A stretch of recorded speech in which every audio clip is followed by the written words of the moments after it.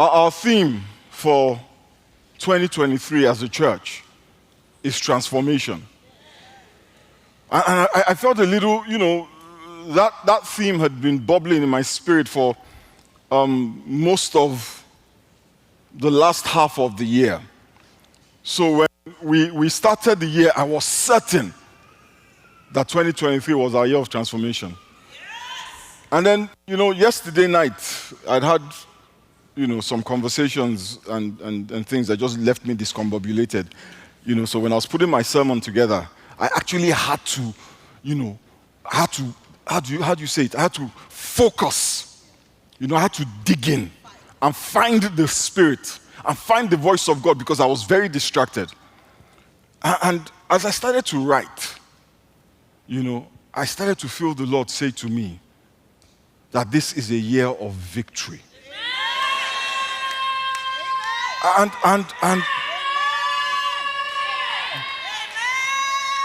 so I was a bit confused because all the while I had been thinking transformation. And then I'm supposed to come here and say victory. Larry will lose his mind. But then the Lord said to me that the victory is the transformation. The victory is the transformation. The moving from poverty to abundance is transformation. The moving from shame to honor is transformation.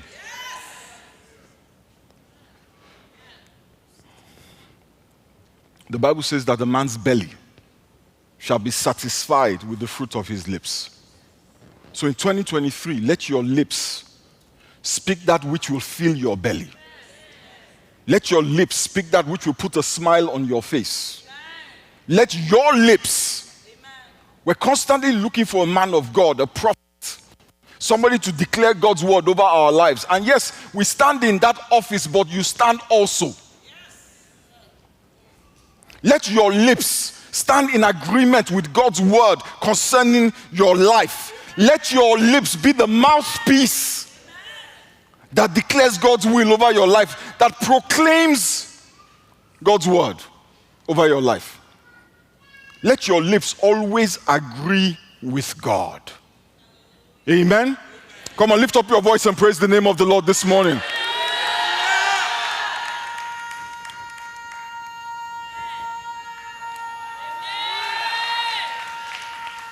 Hallelujah. In Proverbs 21 and verse 31, the Bible says that the horse is prepared for battle, but victory comes from the Lord. This is your year of victory. Amen. God brought us out of 2022 and into 2023 for a reason. He brought Israel out of Egypt to take them somewhere. He did not bring them out just for the sake of bringing them out. Listen, God is intentional in all that he does. He is deliberate in all that he does. The fact that you and I do not understand, let me rephrase that. He is deliberate in all that he does and in all that he permits. The fact that you and I don't understand why doesn't mean that there isn't a why. Are you hearing me? The fact that you and I do not like what God did or what God permitted, the fact that it caused us pain, does not mean that there isn't a why. Because God is not arbitrary. He is intentional. He brought Israel out of Egypt to take them somewhere. God brought you into 2023 for a reason. He did not allow you to see this year just because. If you are here thinking that you are alive just because, you need to wake up. If you are here thinking that you are alive today just because it's just a random occurrence of nature, you're mistaken. He brought you out of 22 into 23 for a reason. In 1 Peter chapter 2 verse 9, the Bible says, but you are not like that. It says you are a chosen people. You are royal priests, a holy nation, God's very own possession. As a result, you can show others the goodness of God.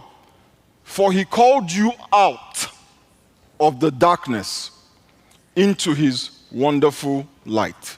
Why did God call us out of darkness? So that we can show others the goodness of God. So that he can raise a family for himself. He called us out of darkness into his marvelous light. He didn't leave us in this space between light and darkness. Hallelujah. Hallelujah. Turn to your neighbor and say, I serve a good God. We serve a God who calls us out, but also into. You know, the word church comes from a Greek word. I'm sure some of us have heard it. Pronounced ecclesia. Ecclesia. E-K-K-L-E-S-I-A. Ecclesia. And what ecclesia means is the called out. Amen?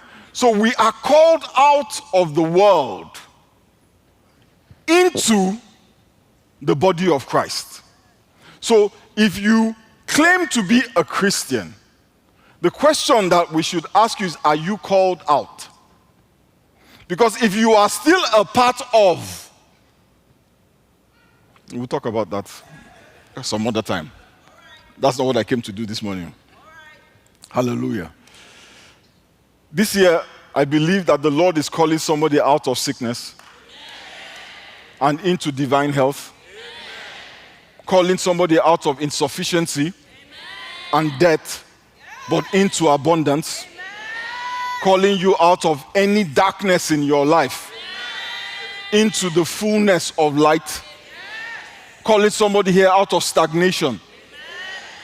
If you're that person, shout hallelujah. You know, I feel strongly in my spirit that there's a person here, the Lord says you have circled around this mountain for too long. Always been on the cusp of a breakthrough. Just on the edge. And then something happens. It just disappears like smoke in the wind. The Lord said I should tell you that this year you are crossing the Jordan. That your feet will stand on the promised land. That you will eat the honey and you will drink the milk.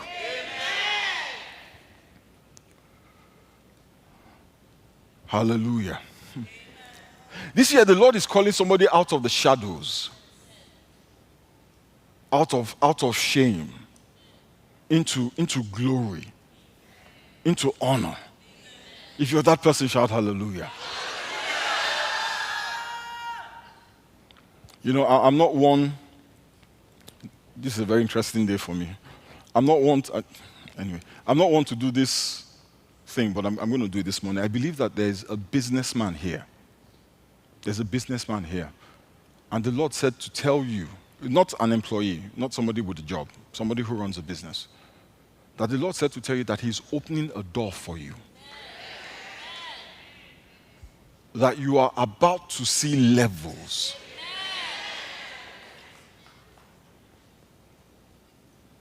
That you only dream about. But you know, as those words come out of my lips, I see somebody being moved by a wave. Like an ocean. You know, have you ever stood in the ocean and the wave comes and smacks you?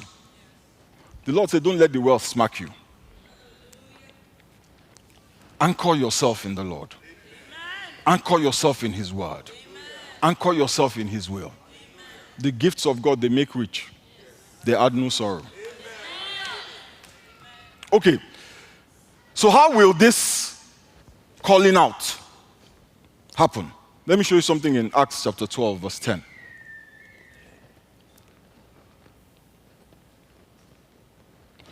says, when they were past the first and the second ward, they came unto the iron gate that leadeth into the city, which opened to them of his own accord. Somebody didn't hear that. Says they came unto the iron gate that leadeth unto the city, which opened to them of his own accord. Let me read it from the NIV. Maybe the King James Version is a problem. It says, they passed the first and second guards, and they came to the iron gate leading to the city. It opened for them by itself, and they went through it. You know, the King James is very interesting. The King James actually says, they came unto the iron gate that leadeth unto the city, which opened to them of his own accord. His own accord. He's calling the gate a person. So we're doing 21 days of fasting and prayer. And there's some gates that need to open. Amen? The King James says, his own accord. Let me tell you, that gate did not want to open. But when an angel sat on its head, it opened of his own accord. When Daniel lifted up his voice to pray, to seek direction from God, the Bible says God sent an angel immediately. Pastor Sheggs, immediately Daniel opened his mouth to pray, God sent an angel. But the Bible says the prince of Persia blocked the angel and said, you are not going. And they engaged in a battle of sorts. But Daniel stayed in the place of prayer. God honored his faith and sent another angel. Says, this boy that is depending on me, this boy that is so convinced of my response, we will not let him down by allowing the prince of Persia win. Amen. So send reinforcements. Amen. So they sent a stronger angel. Now, why would God send an angel that the prince of Persia could withstand? Didn't he know the prince of Persia's strength? See, God is intentional. Hallelujah. They were working something out in Daniel, as they have been working something out in me for 21 years, as they are working something out in you. And Daniel stayed there. He kept at it. It would have cost God nothing to have sent the stronger angel in the first place. But he looked at Daniel and said, what I have for you is more valuable than the immediate answer to your prayer. So I am going to permit resistance to your prayer. Pastor Sheggs, you see, sometimes God permits resistance to our prayer. But when God is done, it's as if the gates opened of their own accord. There's a word for somebody here this morning. The gates to the city opened. It opened by itself, and they went through it. Somebody shout hallelujah. Hallelujah. See, the gates are going to open for somebody here. For the businessman that I spoke to earlier, the gates are going to open for you. For the person who has circled the mountains, the gates are going to open for you. For the person who, when you think of yourself, you do not see good. You do not see somebody worth loving. The gates are going to open for you. It says, there will be shouts of joy and victory.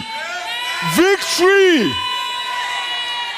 in the tents of the righteous, in the tents of New Covenant House.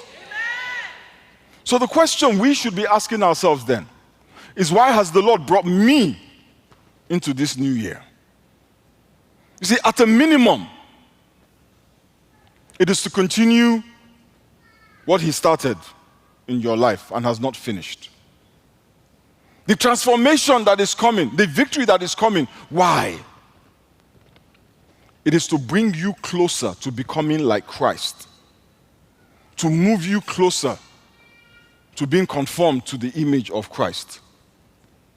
As a church, I believe that God brought us into this year stronger than we have ever been, to become more of an oasis in a thirsty land, to become more of a cloud with rain, more like a well with water, to become a place where those that hunger and thirst after righteousness can meet Christ and be filled to overflowing, till all of our bellies flow. Water is flowing out of us like rivers of living water. Over the next few weeks, months, every sermon we preach, every song we sing, every event we have will be backed by prayer to God, asking that through us, through this sermon, through this song, through this event, that Christ be revealed. Asking that God help us decrease, that Christ may increase in our lives and in our midst. I believe that God has called us as a congregation out of 2022, because there are some congregations that I know personally who did not make it into 2023. I know churches that shut down in 2022. But we made it into 2023 and we made it strong. And I know we didn't do it by ourselves. It is because God wants to give us another chance to show his love to those around us, to show his love to the community that he has placed us in the midst of, to help those who are homeless, who have nowhere to lay their head. You realize that this church is in the midst of at least 7 apartment complexes, hundreds of townhomes, single-family homes. In those homes are people who have experienced religion, a form of godliness that lacked any power, but have never met the real Christ. We have an opportunity to show them. And even in the midst of all this abundance and all these houses, I live in a townhouse with 3 bedrooms. Some of you live in houses with 6. And that does not include the game room and the media room and the flex room and the his and her study. Some of you have rooms in your home that you have never been into. Since the walkthrough, yes. Hallelujah. Some of us, our homes are built on land that you can build more homes on. But there are people who have nowhere to lay their heads. People who are still sleeping under bridges. And we're fine. It doesn't bother us. As a church, we're partnered with Dorcas's Heart.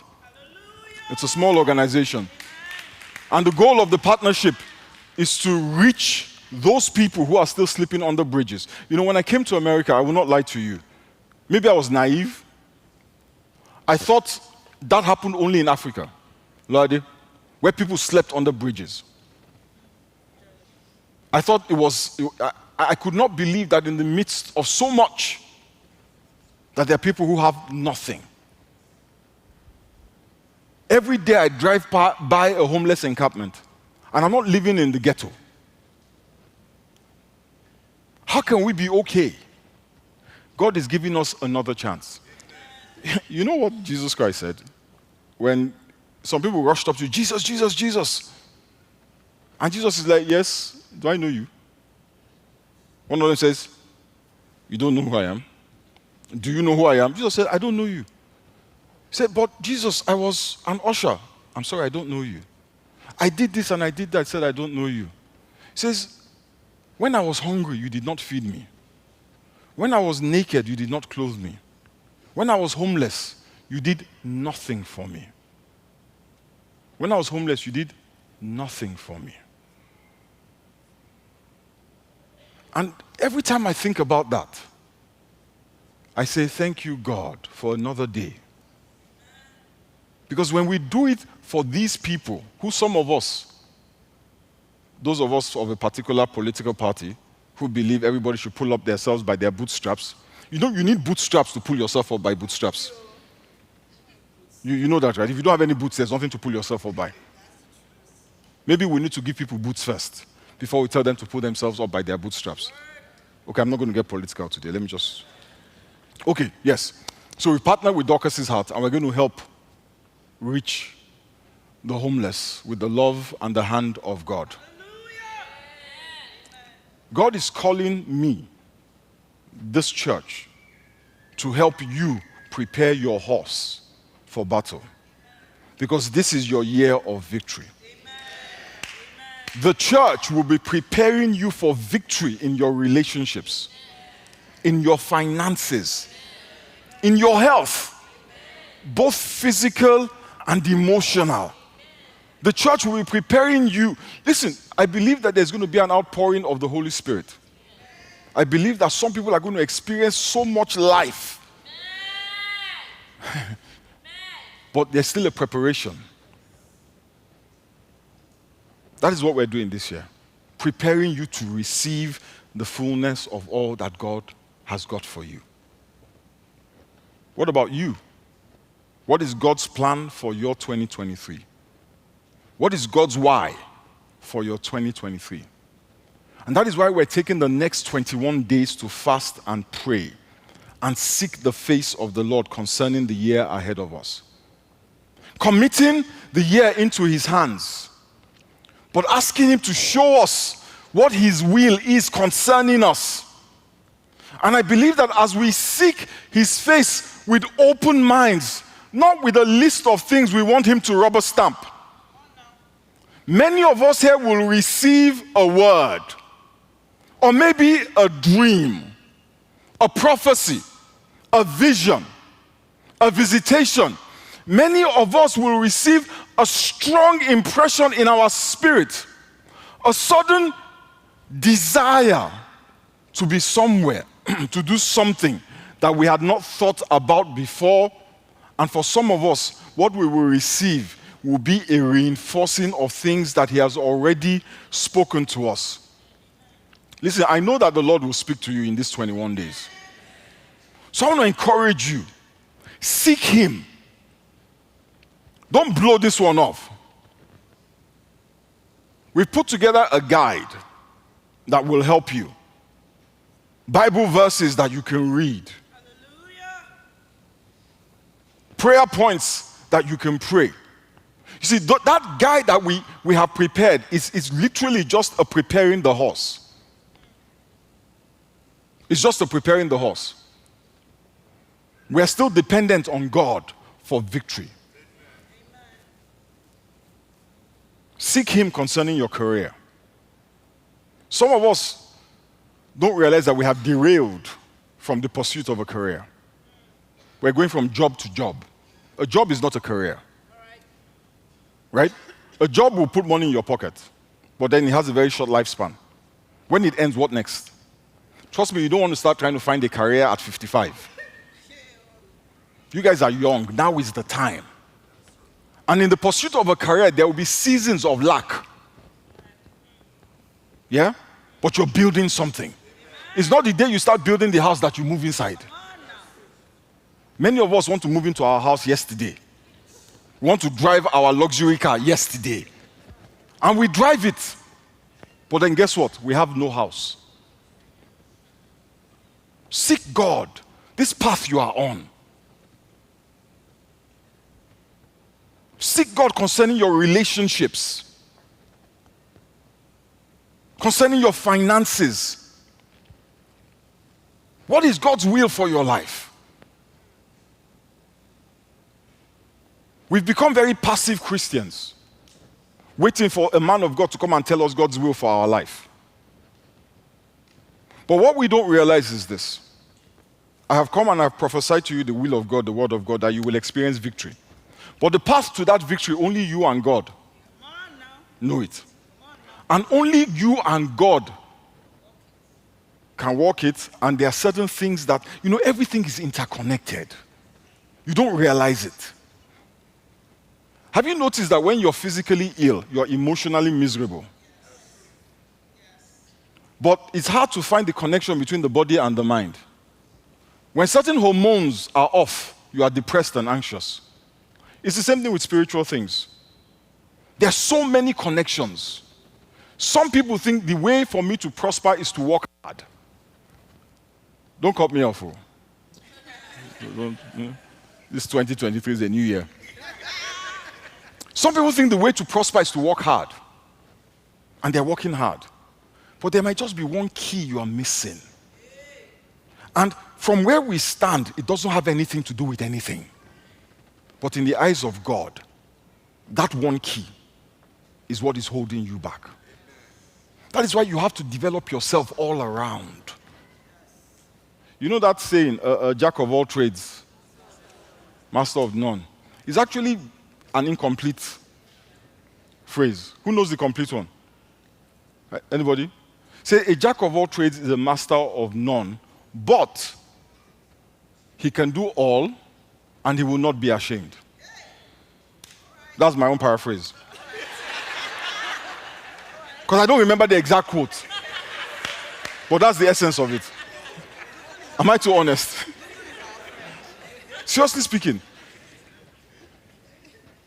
sort your soul, sort your soul, sort your body. Some of us are so unhealthy we don't even know it. We think because you are skinny. 2023, listen, we are going to do exercise as a church. When you come to service, we'll do my head, my shoulders, my knees, my toe. And when you cannot get up, what's the phrase? A jack of all trades, a master of none, but oftentimes better than a master of none.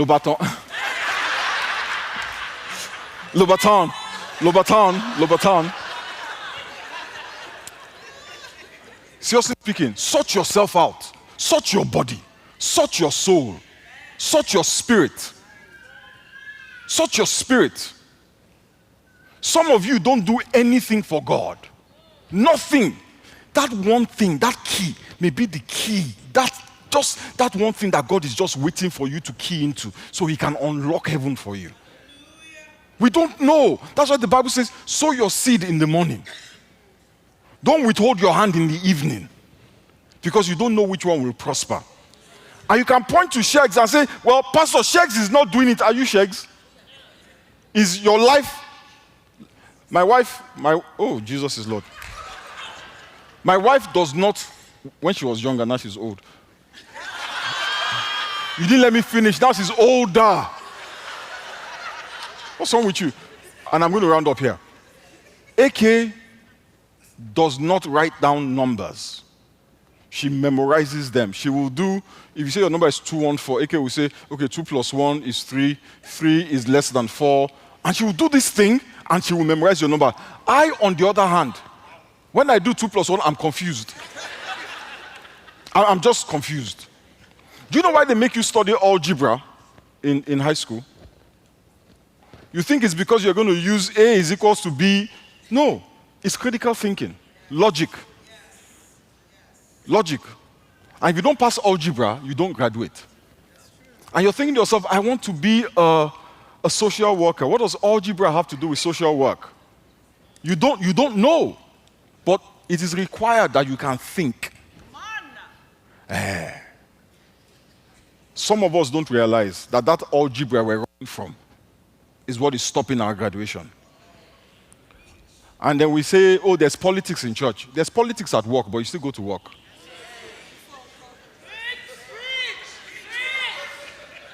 Say, Pastor, church people, what about your work people?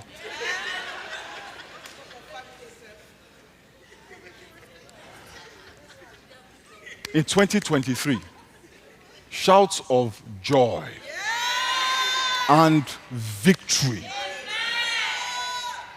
Shouts of joy and victory will resound in the tents of the righteous. If you receive that word, shout hallelujah.